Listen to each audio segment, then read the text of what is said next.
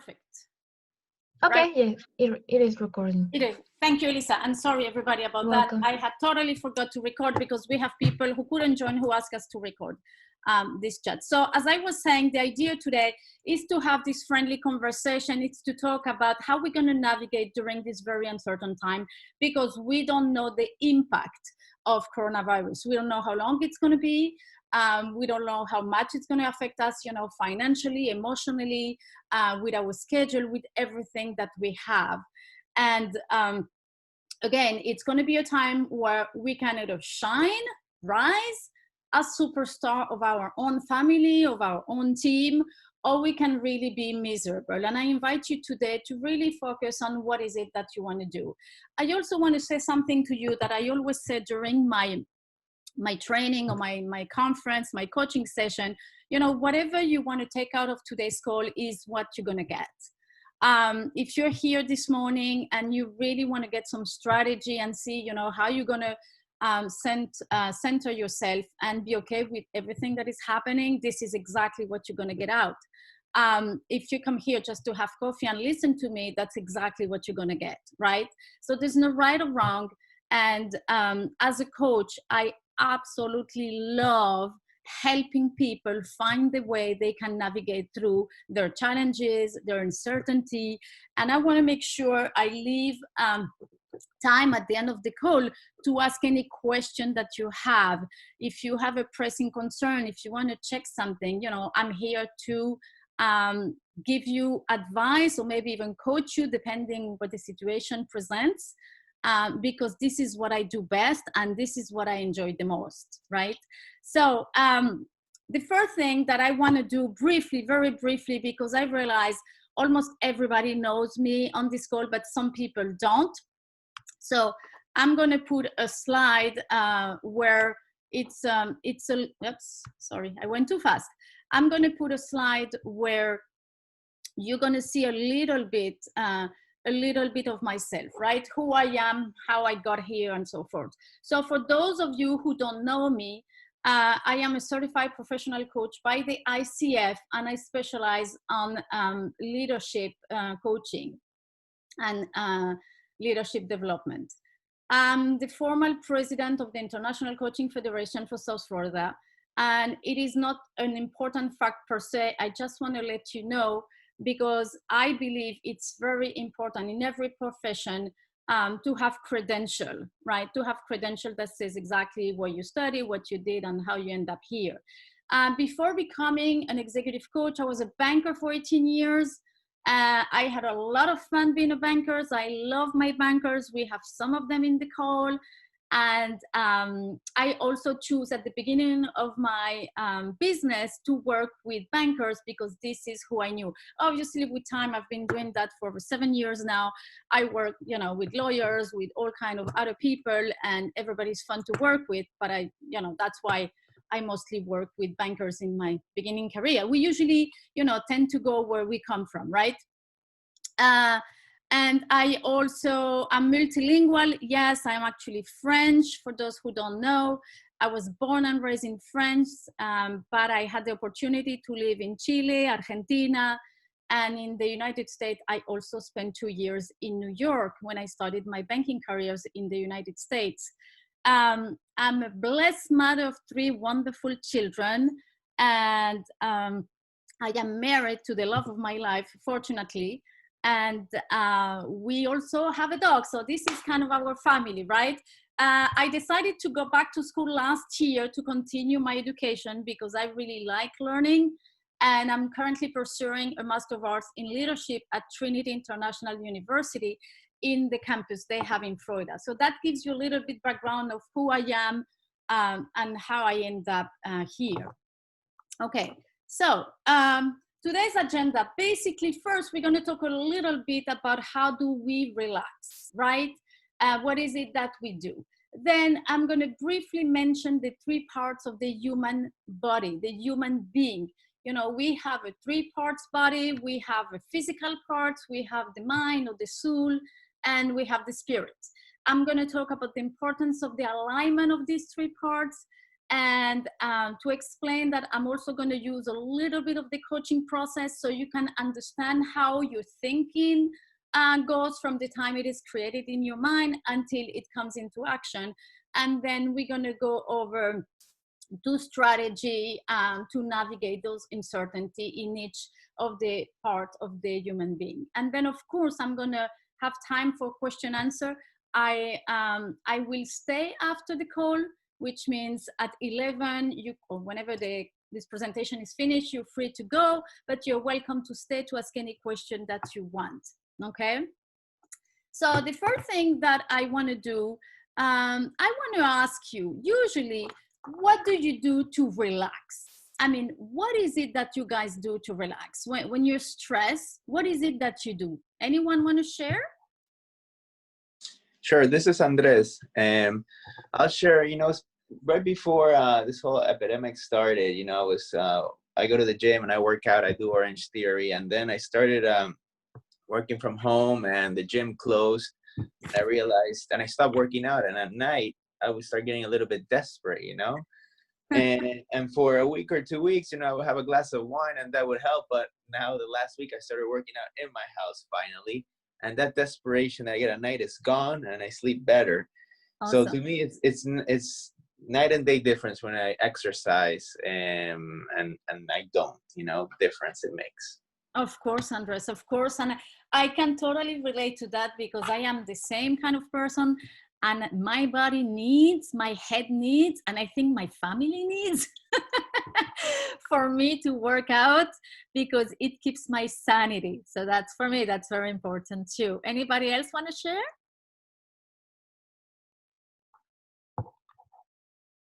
This is Harry. I also share that. I've always done, I've always been very active too. I think that's the hardest part for people that are active, right? Yes. I've actually found great ways to go to the gym, but I found great ways to, like, through my phone, get classes on the TV. Uh-huh. And what great workouts you can get. And you also do yoga. One of the things that I've done is a lot of teachers that I used to do, work out with, these are people that are not really getting paid at this time. So I've also found ways to help them, taking their class, and, you get to pay them. If you have a dog, taking your dog for a stroll is always a good way to ease your mind. I have a balcony, so going out and, enjoying the air a little bit is it's also good. So, those are some of the, one of the things I would say is don't stop working out. Don't stop your routine. I try, my routine is still pretty much the same as it was before. Good. Still working out, still practicing healthy lifestyle, food, stuff like that. That's something that also, when you're at home, you start, eating as, differently. So I try to keep the routine, and that keeps me sane, That's awesome. That's awesome. I love it. Anybody else? Hey, Sarah. It's Carolina. How are you? Hi, Carolina. Great. And you? Good. Hi, everybody. Sarah and I are good friends. We go back a long time now. And I found a lot of things about myself and her. We're really great friends. But I just wanted to share that during this, lockdown, I found different ways of relaxation. And being active, I just have a different kind of action. I have a family. My kids are grown, kind of like Sarah. I do have a little dog.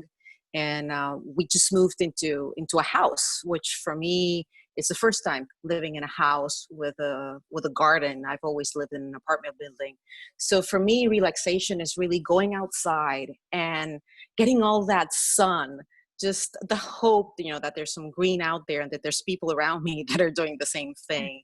And I've kept busy. I work more hours at home than I do at the office. So of course I have to, find some balance. So I found that working around the house, like cleaning and cooking and going outside the garden, has been my new way of relaxation. And I sleep like a baby, basically.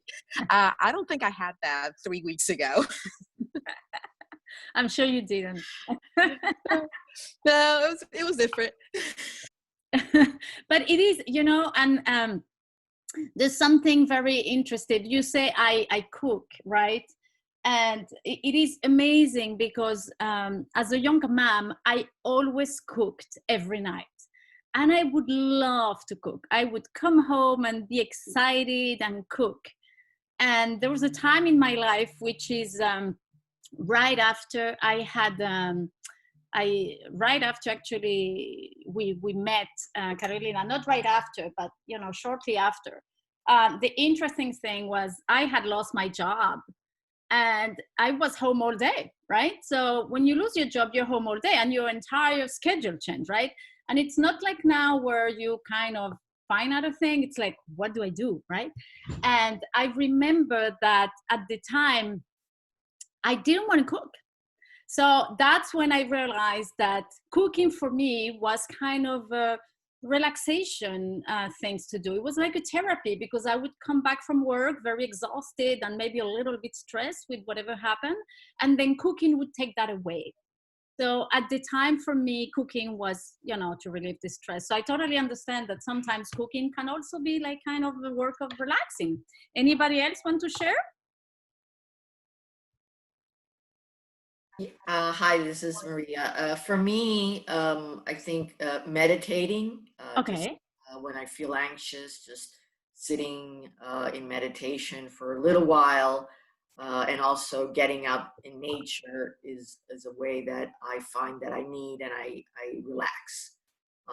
So those are the two things that I am using to ground me. Awesome. Awesome. And so I took an information here from a book that I thought it was so funny, and that's why I'm going to put it here, because it was about coping strategy. I mean, coping strategy to stay healthy, you know, in during uncertainty, during challenging time, right? And it did say, you know, it gives a few things like, you know, what do you do? And it was funny because I was reading them and try to relax, seeking advice for a friend. I think it's good. And then it says, take prescription medication. I was like, oh my God, I hope nobody does, but maybe people do, you know, otherwise it wouldn't be in the book. Suppress my feeling, you know, and I thought about that. And I thought, how many times do we really do that at work, right? I mean, now we are home, so it's very different. But when we are at work, how many times we suppress our feeling, which is totally not healthy, but it happens. Another funny one here that I find was when you get busy with activity that are totally unrelated to your problem, right? So you have this huge issue to deal with, and instead of taking care of it, you know, you just do something else. So you think it's just gonna miraculously go away, which it doesn't, but it's okay. Some people do get angry, okay? And I will take that opportunity to tell you, somebody who is angry at you is actually angry with himself or herself. So don't ever take it personally when somebody's angry with you, because it's usually about them, not about us. Maybe I have a smoke. I do not smoke, but you know, if I was a smoker, maybe I would have a smoke. I remember when I lived in New York, I was working in the World Financial Center, and many people, to relax, they would say, oh, I'm just going to go out and have a smoke. You know, that was the relaxing. But, you know, again, I'm talking 15 years ago. Get a drink. You know, some people, unfortunately, they get a drink for the wrong reason. There's nothing wrong about having a drink. I think a good glass of wine or champagne is always welcome as a French person that I am. However, it is welcome when it's in good condition, not because you have to drink to forget. That's a total different story. Pray, meditate, or read your Bible, maybe. Some people do that. You know, I personally am Christian, so I read my Bible. Some people prefer to meditate. Some people do yoga. The important thing is, what do you do? What is your coping strategy, right? Some people try to understand their source of worry, which is a good start when you have issue.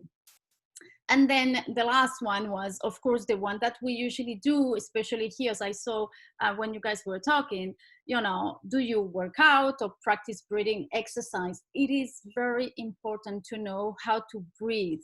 I'm not going to go over that today, but it is important that you know how to breathe. And breathing is key, especially when we are stressed, because it's going to help you regulate your level of stress. So it is very important. So let's move on to the three parts of the human being. What are those? So I'm sure you all know that, but I'm just going to go over to make sure we're all on the same page. The first one we have is the body, is what we see, right?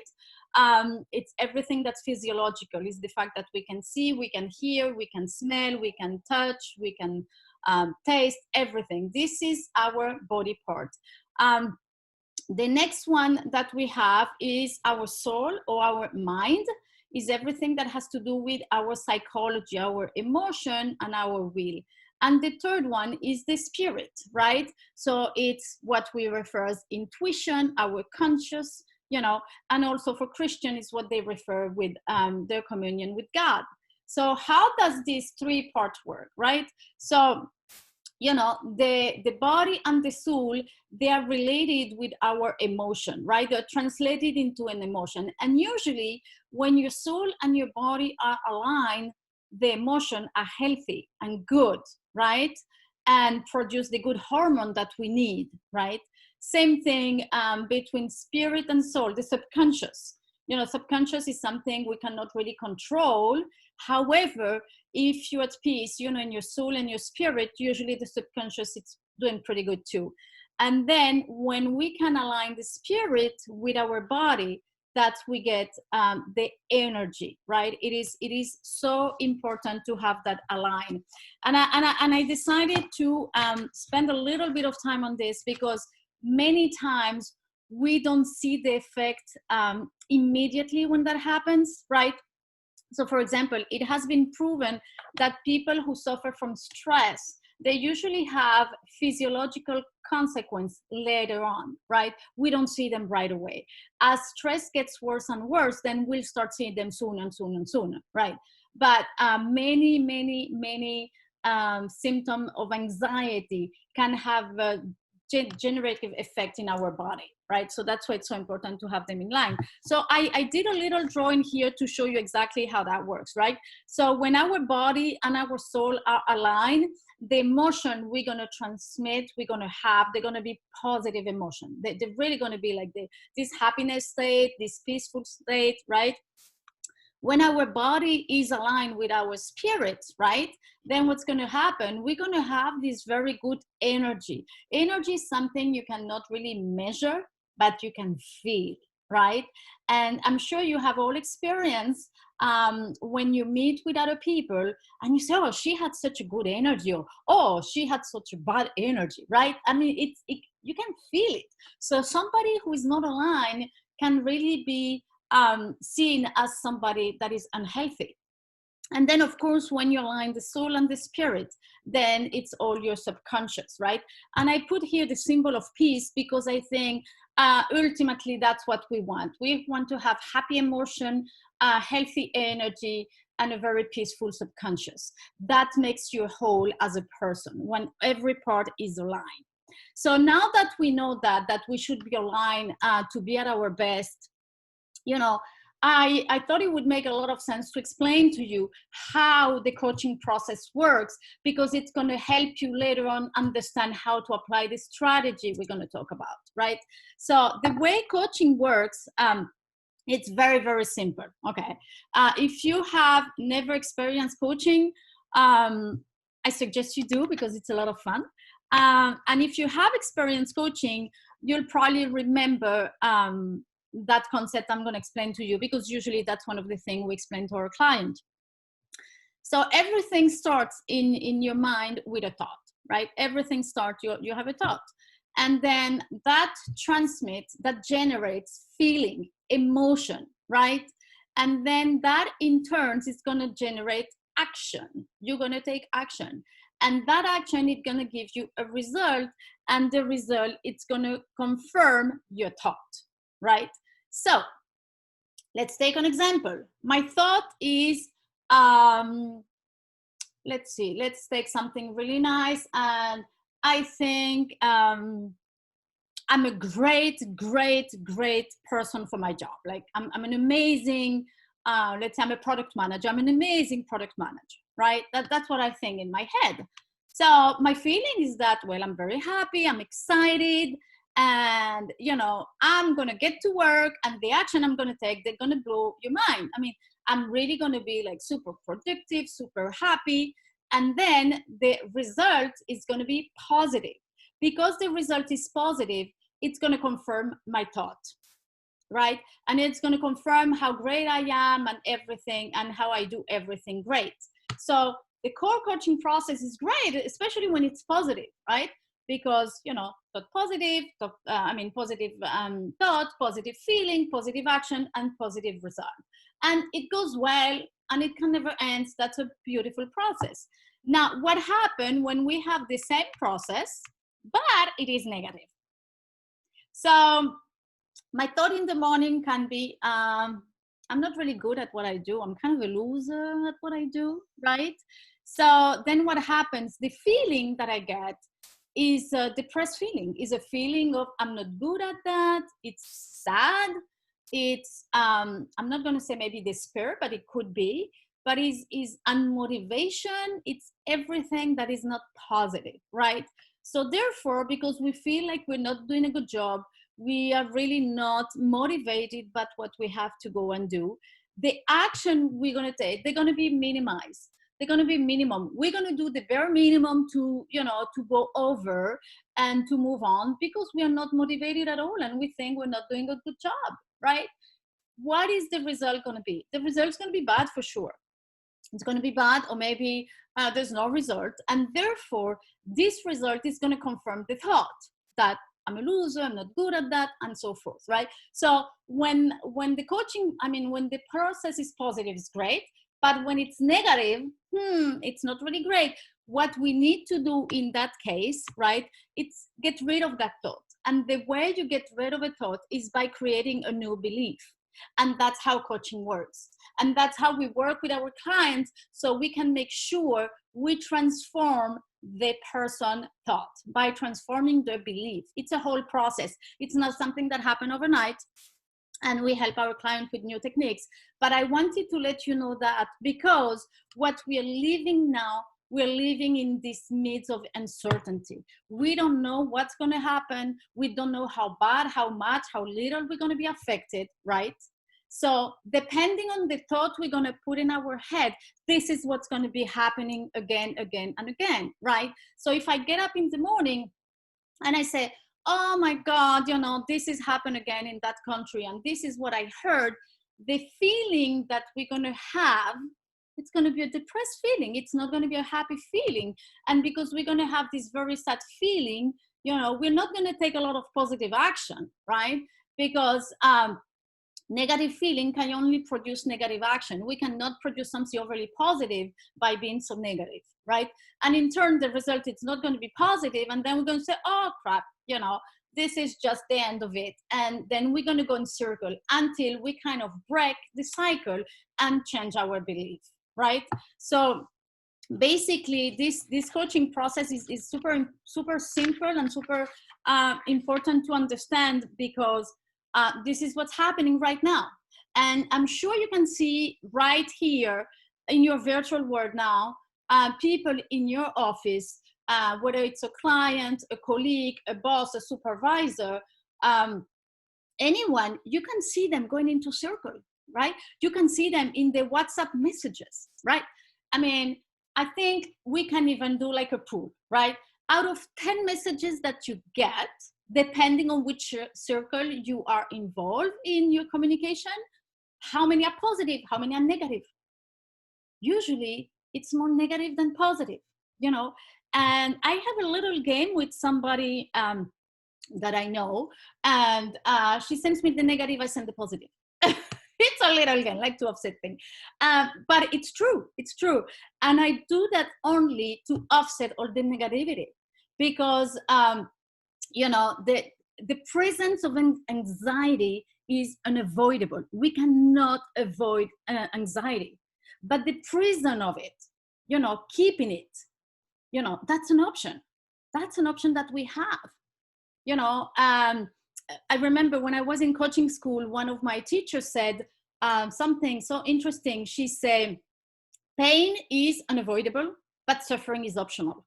And this applies here as well, right? So it's not that we can avoid it, but we can choose not to suffer the consequences of it, because that's a choice, right? And as coaches, that's what we help our clients do, to choose their own way they're going to react, so they don't become overwhelmed. So to do that, what we need to do, we need to recognize what's happening, right? So when you start being overwhelmed, when you are in this uncertainty, and you're like, oh my God, I'm overwhelmed. I don't know what to do. This is driving me crazy. I don't know, what I'm going to do tomorrow. What about the school? What about next year? I mean, there's a lot of things. For some people, there's a financial concern, right? Oh my God, I'm not making money. What is going to happen? And so forth.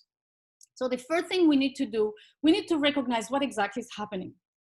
And when I say what is happening, is we need to go a little bit deeper as to what is it that is bothering me? Is it the fact that I don't know? Or is it the potential effect? What is it, right? Because once you know, and once you really can recognize when it's coming, then you're going to be able to correct it using the strategy we're going to go later on, right? But it's important first to recognize when it's happening.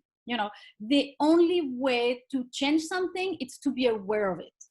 And it sounds like something funny, right? People say, oh, of course I know, but sometimes no, we're not aware of what we have. So we need to recognize what we have in order to correct it, right?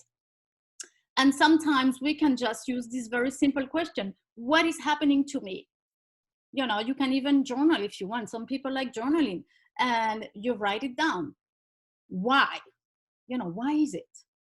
And why is it affecting me, right? And then the important thing is, which part of my body is being affected? Andres said at the beginning of the call, he said, I couldn't sleep well. So it was physical, right? When we have symptoms, usually it's physical. Worry can be mental, but most of the time the mental transforms into a physical effect, right? And then we need to address the solution. How is it that we're going to do? And what we want to achieve is this little optimal balance, that where our body is aligned with our mind and is aligned with our soul. This is what we want to achieve, right? And sometimes it may take time. It's not something that is going to happen overnight. And it's going to be a process. It's going to be a process, right? Because we have lived a certain way. Maybe we never had, we never had to live through the coronavirus, but maybe we never had to live through any major issue. Unfortunately, some people have lived through cancer. Some people have lived through family disease or family issues. So some people have already have bad thing happening to them, and they had to deal with it, right? But sometimes we never had that. Maybe we were born and raised and we went to school and went to work and never really took the time to think about anything. And life was perfectly in balance, not unbalanced, right? And suddenly, because of this coronavirus, everything is changing, everything. The way we shop is changing. The way we go to work is changing. The way we communicate is changing. The way we spend our day is changing. Everything. There's no more social gathering. There's no more happy hours. There's everything. And that can create a lot of anxiety. So that's why it's so important to be aligned, all the part of your body being aligned. And I'm going to tell you something, energy is contagious. So the more positive energy you have, the more you're going to be contagious to other people, right? Unfortunately, negative energy is also very contagious. So when you're negative, we say misery loves company, right?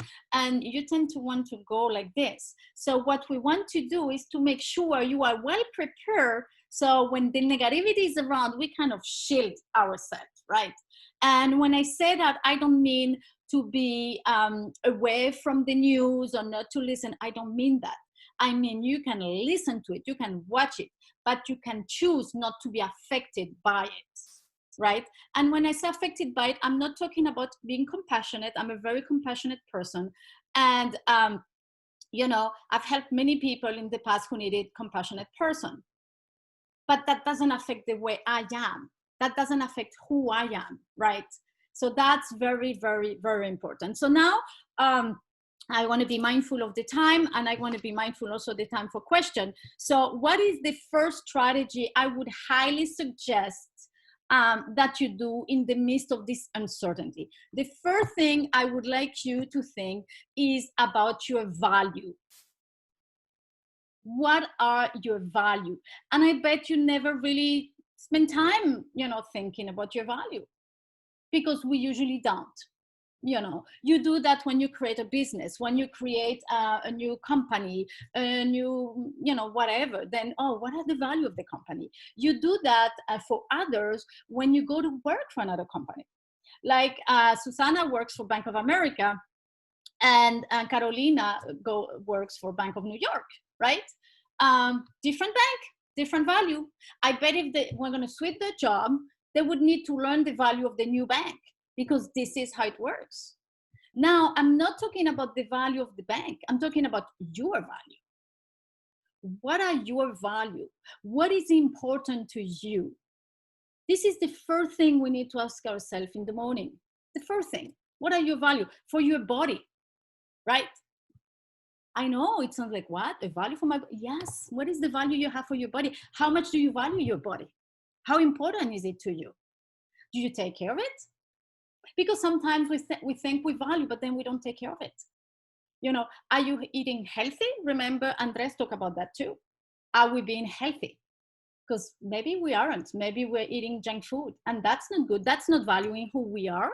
That's not valuing our body. So prioritize our value, first our body. Second, the soul, the mind. What do you do to keep you sane, right? Remember. So maybe you work out, maybe you relax. I don't know what you do, but it's important to know what is your value associated to that. And then how often do you do it, right? And same thing for the spirit. You know, what is your value? Do you have faith, right? So for example, I'm Christian, I believe in God, I believe in eternal life, that's my belief. But maybe yours is different. So what is it? And what do you do to keep it alive? Because many people, sometimes they say, oh, I do this, oh, I do this. And, but they don't follow. You know, it's like sometimes even Christian, you know, we say, oh yes, I'm a Christian. Okay, do you read your Bible? No, I was just raised Christian. Well, then it's not a value. You know, it's a value somebody attached to you and you just carry it on, but it's not your value because you don't honor it. So you want to honor your value. And that's why it's so important that it's yours. I cannot honor Andres' value, Maria's value, Susana, Harry, Carolina, and so forth. I cannot honor your value because I'm not you, but I can honor mine. And that's something I want you to reflect. Like, you know, what would be your answer for each of these categories? Like, what would it be? So, for example, from this quick conversation, I know that, you know, some of you say, well, for me, working out is important. That's a value. So in your list, when you put your value for the body, you're probably going to have work out. And then next to it, you should have a routine. Any routine. It doesn't matter whether it's big, whether it's small. And, you know, I'm not going to go over how to make your goal. And I mean, there's tons of material on that. But like, you know, what is it that you do? And some people like to honor their body in the morning. Some people like to do it at noon. And some people like to do it in the evening. Same thing. It doesn't matter when you want to do that and how often. What matters is that it works for you. That's what it's important. And I highly encourage you right now, like to take a piece of paper and say, oh, what is my value?